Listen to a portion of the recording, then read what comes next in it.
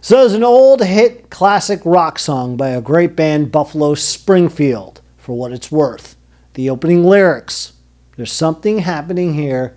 What it is, I'm not exactly clear. You know the song. Yeah, that one. Let it play as I preach away on my soapbox. Well, sit on my stool. But here's the headline. It made me think of this song today as President Trump, the 47th POTUS of the United States, spoke to the media at the White House. Trump says something's going to happen very soon with Iran as he pushes to negotiate nuclear deal. Trump, vague, ambiguous, somewhat cryptic with the media, giving a tease of what may transpire with Iran. You know the deal, you may not. I'll make it short, I'll make it sweet. Trump in office, POTUS 45, 16-20, basically stopped Iran and their nuclear program in their tracks. Iran went broke.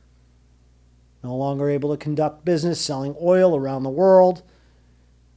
They had assets frozen. And then Biden and his cohorts, his minions, weaseled their way back into the White House right before the October 7th incident in 2023 in Israel. The U.S. unfroze about $6 billion in assets, helped Iran even become that much more wealthier. Cat was away, the mouse played.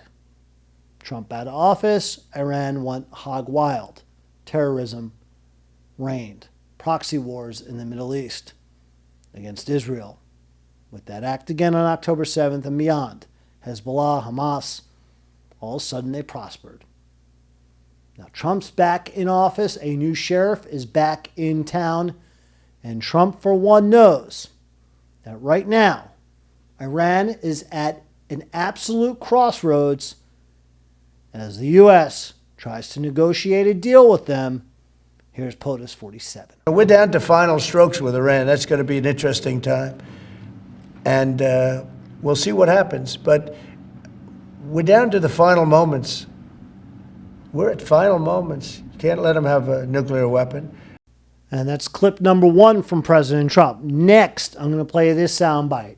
Trump also alludes to the crossroads that we're at with Iran. Now tells them they either got to come to terms or plan B. And that's where the ambiguity, the cryptic and vague nature of what Trump said to the media today comes more into place. Take a listen to POTUS 47 once again. There's something brewing, and big things are going to happen if Iran doesn't find a way to tie the knot on a deal. It's an interesting time in the history of the world, but we have a situation with Iran that something's going to happen very soon, very, very soon. You'll be talking about that pretty soon, I guess, and hopefully we can have a peace deal. You know, I'm not speaking out of strength or weakness. I'm just saying I'd rather see a peace deal than the other, but the other will solve the problem. And the silver lining here, as you listen to President Trump, is that at the end of the day, very soon, a day very soon on the calendar, in the very, very, very near future, Iran is no longer going to cease to have nuclear bombs. They're either going to make a deal and halt the production they have in place, or they don't make a deal and the United States, maybe Israel, maybe both countries together, maybe other powers or other allies will join them, and they will bomb the living piss out of those nuclear plants that Iran has. They know where they are. They're going to go after them and destroy them for good.